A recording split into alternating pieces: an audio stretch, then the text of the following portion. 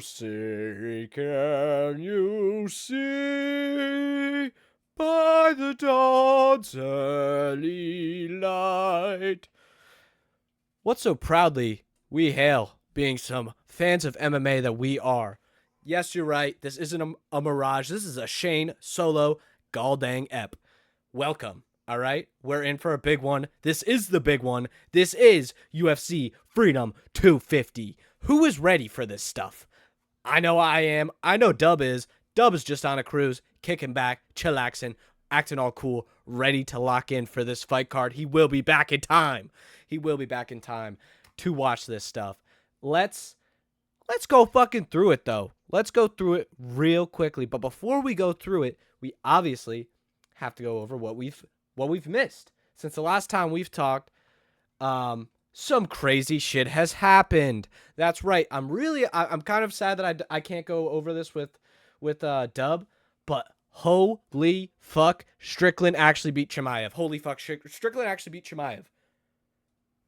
Has that settled in for anyone else?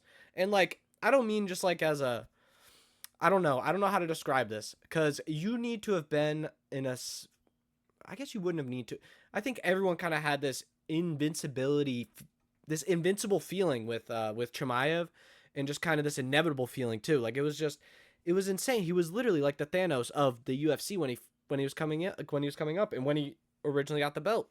Like it was just like, who the fuck is gonna beat this guy? Motherfucking Sean Strickland, that's who. Teeps in decision, strong Strickland by split decision, a nail biter. One that I was like genuinely, I was in a call with people who didn't watch MMA and one person who was drunk watching it at a friend's house who joined the Discord call when the last fight started. And it was insane because he was just like, him and everyone else that he was with was, wow, Chimaev, easy Chimaev win. Chimaev won. Like after the fight, after the 5th round. Well, they're just going to give this to Chimaev, blah, blah, blah, blah, blah. And I was like, I don't know, dude. I forgot if it was round 3. I think it was round 3 and 5 were the most tightly contested ones. And I was like, I don't know. You could score that towards Strickland. I mean, like, it. And that's what ended up happening. And it was just a crazy, crazy, crazy, crazy night. Speaking also about this fight card, we had some other great wins, such as Bobby King Green. His win over Jeremy Stevens was awesome. Atiba Gauthier got another win, which, by the way, the shirt came in, y'all. I got the Atiba shirt, Full Violence. It's actually kind of sick. I love it. I do kind of look like a weirdo wearing it out, but I like it because it's, if someone ever notices it, they're like, then they would know, which no one has yet. But if they do, they would be like, that guy's a ball knower. That guy or girl's a ball knower. And some other great wins that night were Jim Miller by sub. I mean, who took it? I told you guys to ride this freaking carpet till the day it dies and keep on riding it till the day it dies. If you see Jim Miller on a fight card, put some money on him getting a sub, please, for your children, for generational wealth. Okay, please, thank you. Anyways, let's keep it moving. Grant Dawson also got a great win, a great sub, but back to back with Jim Miller too. And Matus has been having it tough, man. I really liked him when he fought. It was Olabekov, right? Oralbai. I don't know why I fucked that up, but Oralbai, that win over Oralbai was insane. And then he got into 2 fights in the night, lost them both, but 2 fights in the night right after that with Chris Duncan and Klein, which is like, that's crazy. That's really good stuff. And then you go against Grant Dawson and lose, and now you're on 3 losses in a row after that win before those 3 losses was just insanely good, and it just sucks to see him where he's at now. But yeah, also another notable one was Sean Brady getting back in the win column. Well, Con Buckley, god damn it, man. I really believed in you. Just sucks. It does suck. But let's see what Sean Brady does with this momentum. I don't think it's going to put him really close to a title shot. That division is so jammed up right now. Not really jammed up, but just so top heavy that he's going to have at least one, maybe even two fights, I would assume. But yeah, another one that was, I don't want to say shocking to me because it's how I saw it happening, but just kind of a little bit heartbreaking for me was the Salsa Boy loss. Volkov got a great win there. He should be next for the title. I have a bad feeling Hokit's going to leapfrog him. I really hope that doesn't happen. But I know fans are going to be angry no matter what if Hokit wins and he doesn't get the title shot, or if Hokit wins it and he does get the title shot, people are going to be mad that Volkov didn't get it. So it's a double-edged sword. I don't know how they're going to do the heavyweight division. I think the best case scenario for UFC matchmaking to make it nice and easy is Derrick Lewis wins and beats Hokit, and we'll see kind of Derrick Lewis kind of get back into the swing of things. But he wouldn't, obviously. I don't think he would be next up for the title shot after that. I think then it would be a clear Volkov for the title. Anyways, keep things moving. The Tyra versus Van fight. Oh my God, fight of the year. I mean, let's be real. That's fight of the year. I mean, I know I didn't really come in there that hyped about it because I kind of forgot it was on this card. It just was kind of like its own special thing in my mind. Like, it kind of like stood out from the rest of this card. Chimaev Strickland felt like the end of the main event of kind of like a mid to upper tier card. Tatsuya Taira versus Van just felt like a one-off, holy shit fight that was just amazing. Like, it was just a scrap through and through. What a great win for Van. What a great loss for Taira. Like, he looked great. And I'm just excited to see where this brings us in the flyweight division. Obviously, Pantoja's got to come back. Obviously, Taira's got to get back in the win column. I just want to see how that shakes up. I want to see where that goes. And I think a big part of that is going to be is going to depend on what happens June 20th with the Manal Cap versus Gooch versus the Gooch. And we'll see how that goes. But yeah, that was kind of everything that I kind of wanted to say about this fight card. Anyway, again, always remember Jim Miller by sub. Just put some money on it for your kids. Then we move on to the Arnold Allen versus the Milk Costa fight, which was a great win for Arnold Allen. It was kind of cool. It was a great win. Duho Choi also had an amazing win. And this was kind of just like this was a fun, very mid, possibly probably low tier fight night. I really enjoyed it. Well, I didn't really enjoy it. I enjoyed it as like kind of second monitor content. Every time I looked over to my second monitor, it was pretty cool. It wasn't anything crazy, but it wasn't anything crazy boring. Like, there were some great moments and nothing too boring, I would say. Like, I thought that this card was fine. I guess boring is, I shouldn't put that in there because there definitely was boring bits, but like, this was a fine fight night. I again would much rather fight nights look like this 10 times over, with Arnold Allen versus Mel Costa, and then our numbered cards be like UFC Freedom, or like just more stacked numbered cards. I just wish that was how it was. Next, though, we got Macau, China. That fight night, did anyone catch this? Because holy smoke. Amazing fight. Amazing fight night. And I might be a little bit biased because I did hammer some things at the end of towards the end of the card when I don't remember if it might have been before the card or at the end of the card, but I took Alonzo Metafield by KO and Song Yadong under 3.5 rounds. I want to say, or it might have been 2. No, I think it was 3.5. It was 3.5 rounds. And it was amazing. And obviously that hit like crack. That was awesome. It was amazing. I had a great time. This was an awesome fight with not a ton of decisions. There was 3 decisions, and the finishes were great. And there was no contest, which kind of sucked, but I don't know. Sometimes drama like that's kind of cool. And then Muhammad versus Bonfim. I thought that this one was pretty boring.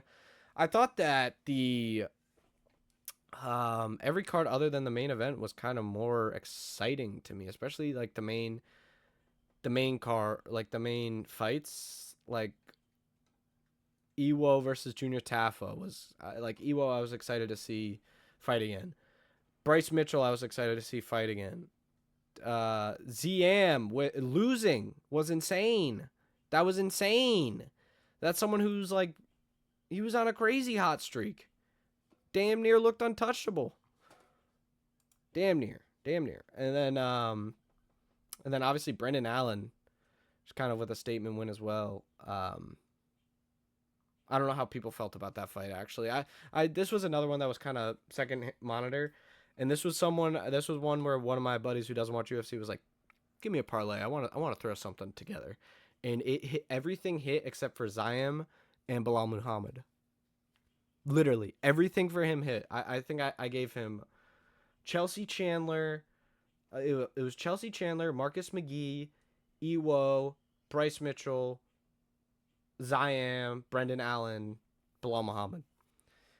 And we were only 2 off, and it would have been a lot of money. Like, stupid money. Anyways. Those are the fights that happened. Let's go to the freaking lawn. All right? The way that I have it set up, I'm going off UFC stats, so I don't think this is the full order, but this is the order that I'm going with. Okay? We're on the lawn.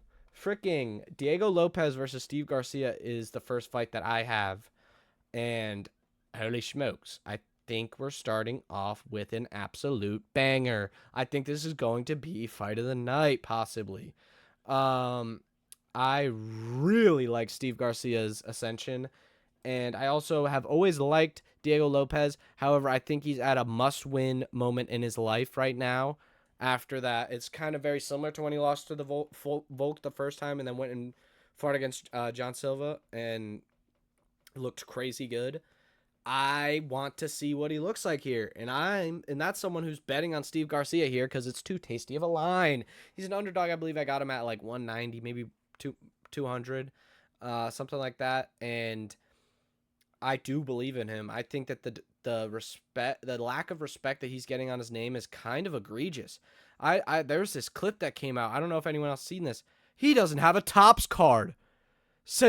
Cedric Dumas has a tops card. Junior Taffa has a fucking tops card. Steve Garcia doesn't have a fucking. Oh my god. Anyways, perfect time to get one. Get a fucking statement win here. Even if he doesn't get a statement win here, please give this man a tops card. He deserves it. Next, we go to Bo Nickal and Kyle. Anyways, I don't think I fully said. Steve Garcia is what I'm going with here. And if you want to go a little fancy here, I would go. If you don't want to pick a fighter, I think under on rounds is good. If it's anything under 2.5, 1.5, I think are both. 1.5 is a little scary, but 2.5 I think is pretty decent. It's a pretty decent line here.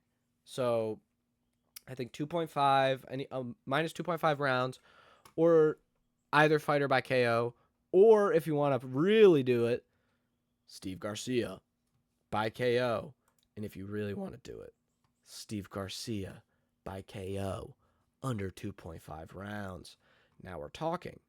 So that's my bet. He's has some amazing finishes. Gone to decision a few times. I don't think these two getting in the ring together to start off the night are going to go to decision. I think they're going to go for heads, and there will be blood. Anyways, speaking about what could possibly be a decision, Bo Nickal versus Kyle Daukaus. Now, I would love to see Kyle Daukaus do some crazy shit here. And again, this is someone who has a weird kind of relationship with Bo Nickal. Like my friend, like growing up, my friends super into wrestling. We watched NCAA wrestling. Not, I mean, sometimes I was there, but they watched it every fucking year and still watch it to this day. I believe it's 2019, so almost certainly I watched the Hokit versus Bo Nickal wrestling match because I definitely remember the blue hair. So actually, 100% watched it. But anyways, some great wins, some tough losses from honestly both these guys. Bo Nickal only lost to Reiner de Ritter, obviously. But I think that was a big enough loss to really change this guy's kind of headspace and see where he's really at. I just think Kyle Daukaus has a chance to do something crazy. Some of the media stuff that I've seen from him, I fear that he's not as locked in as I would want him to be to put money on him, which is why I'm not. This is definitely a fight, probably the one fight that I probably will stay away from. I do have him in a get out the hood parlay with just all of these picks all in one parlay, which I think I have Steve Garcia, Bo Nickal, and we'll go over the rest at the end. I'll share my get out the hood parlay at the end. We'll see. Anyways, Mauricio Ruffy versus Michael Chandler. Michael Chandler and Mauricio Ruffy are going to have a pretty decent fight. I think that this is going to be an exciting fight. You know, like I look at Chandler. I don't really remember Chandler's loss to Pimlet that much. I wish I need to go back and rewatch that, but I do remember his loss against Oliveira. I was there in person. And I think his fight there wasn't like he very clearly lost, but like he still had the fight in him. And I would love to see him really come with it, because we know what could happen if he really comes with it. If he really comes with it, he gets on the fucking mic and he says at the end, Conor McGregor! And so on and so forth. And so that's what I'm kind of betting on. This will be a single leg parlay for sure. This will be a single leg bet. Michael Chandler, just to fucking see it. And my get out the hood parlay, I have Mauricio Ruffy, obviously. But Michael Chandler just is... if there was ever a stage for Michael Chandler to pull out a fucking win for once in his fucking UFC career, it's on the White House goddamn lawn so he can get a chance to fight Conor McGregor finally. Like, literally. And I stand by this. Josh Hokit versus Derrick Lewis is, anyways, the bet I forgot to say for this one. And did I say Bo Nickal? Yeah. Don't bet on that fight other than if you do a get out of the hood parlay. I wouldn't even throw Bo Nickal in there because I do really see doubt. You know, throw Kyle Daukaus. I don't think he's that tasty of an underdog, but throw it. Yeah, I'm gonna. Fuck it. I'm gonna do it. It's gonna be on a Sunday. Fuck if I care. Anyways, Josh Hokit versus Derrick Lewis. Now, this is where everything kind of hangs in the balance, is this fight right here. And I feel like people kind of get it, but people don't get it at the same time. Because, again, I went over this earlier. And if you're just skipping to the clip, skipping to this clip, think about if Hokit wins and leapfrogs Volkov. Think about that. That would suck. I feel like that would suck. I mean, I'm sure that there's a lot of fans out there that are like, no, that's the more entertaining person getting the nod and blah, blah, blah, blah, blah. But, like, I don't know. I don't know. I do go back and forth on when I pick and choose when I want a title challenger to be because they're the best or for the best promotion.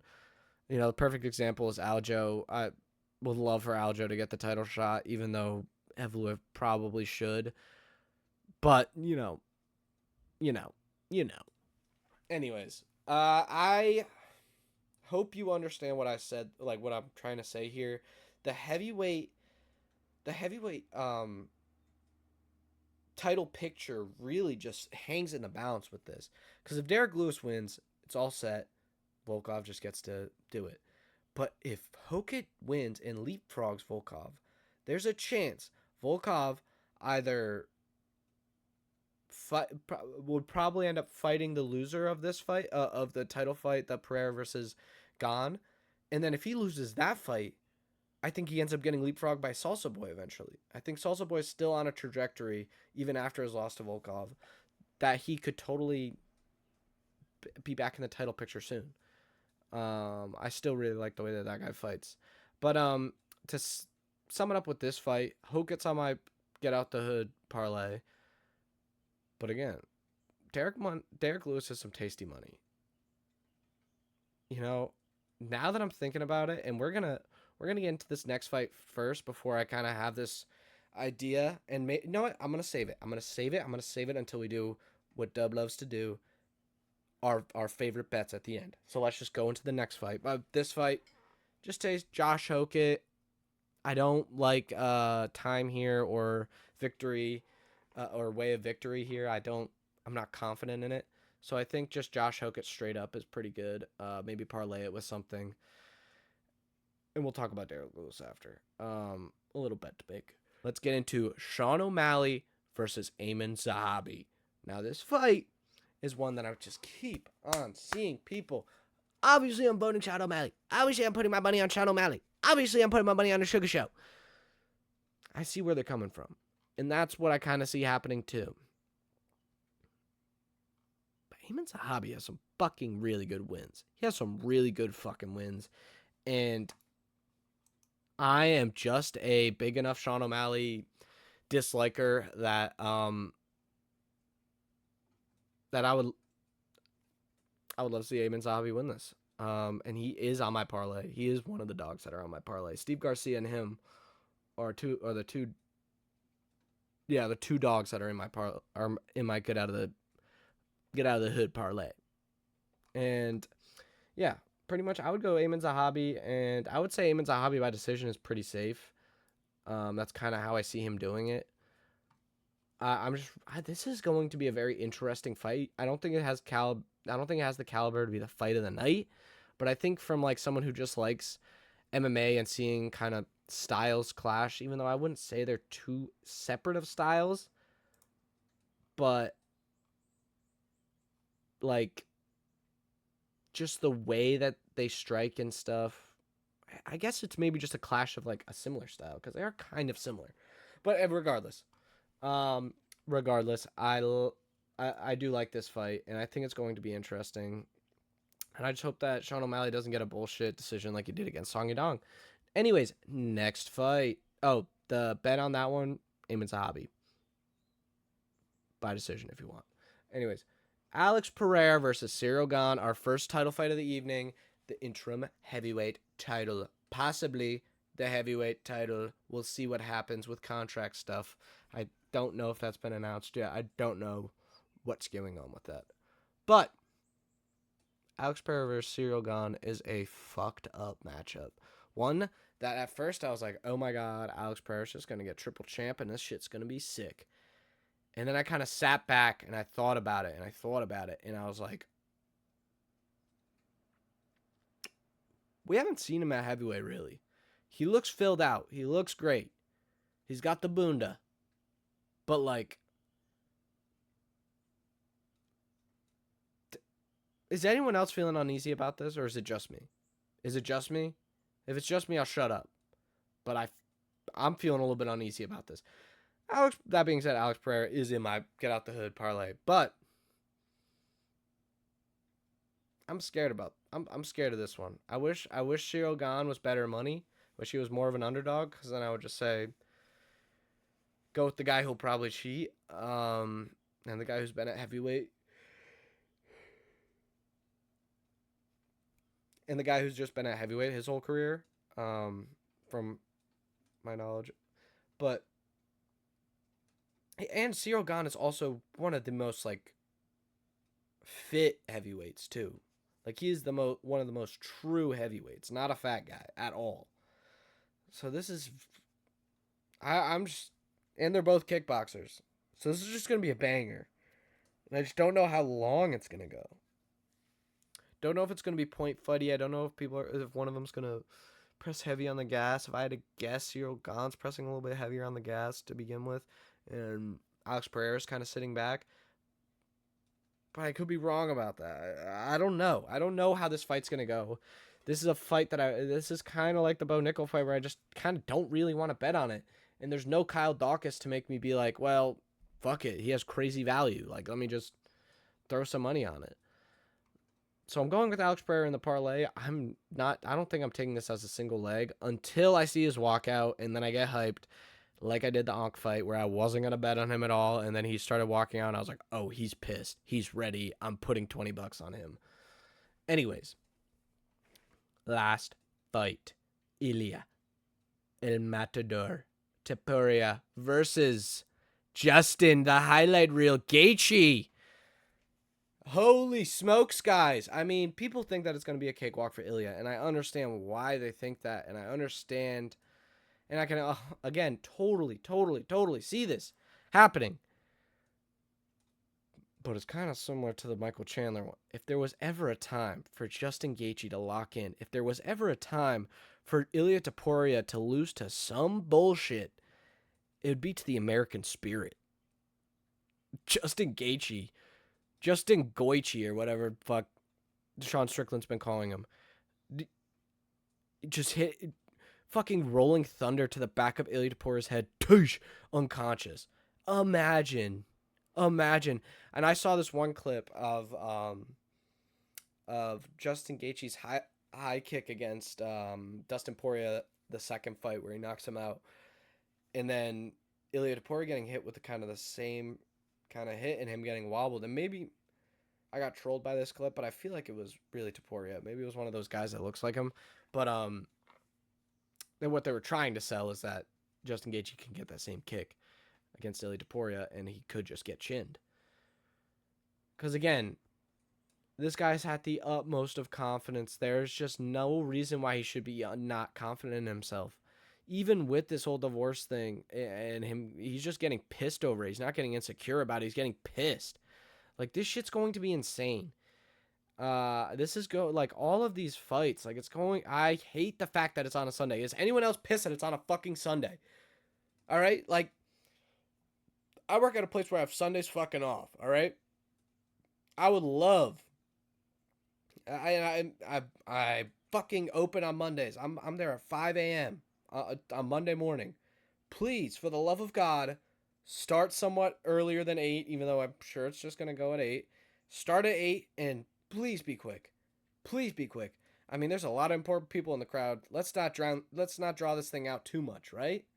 Right? Like, please. Please, I don't need to see this backflip bullshit. I just want to see the fights, and I want to see them go by quick.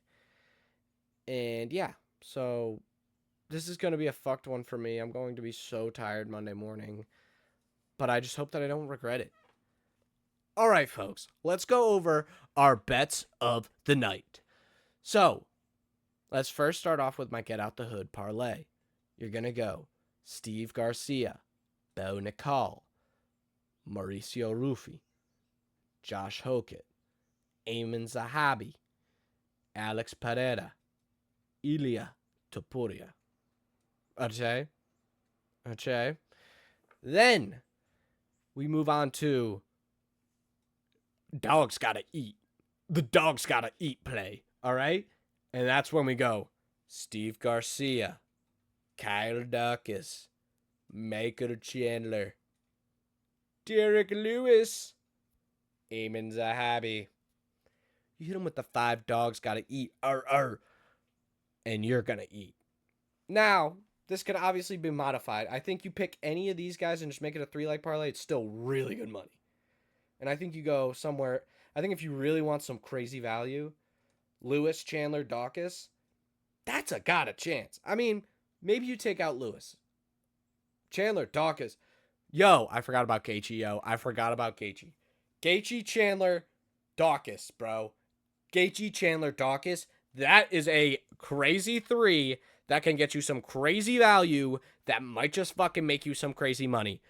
Hear me now. You didn't listen to me about Jim Miller. Listen to me about this one. These 3. Once again, we'll go over it. American Spirit. Justin Gaethje. Michael Chandler. Kyle Daukaus. Those 3. All right? Maybe you swap out Kyle Daukaus with Steve Garcia if you're really scared. If you're really scared, you can do that. But I like this. I like this one a lot.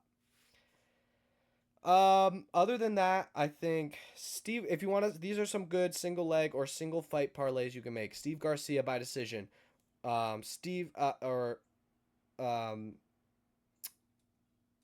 Aiemann Zahabi by decision. Or not Steve Garcia Steve Garcia by knockout.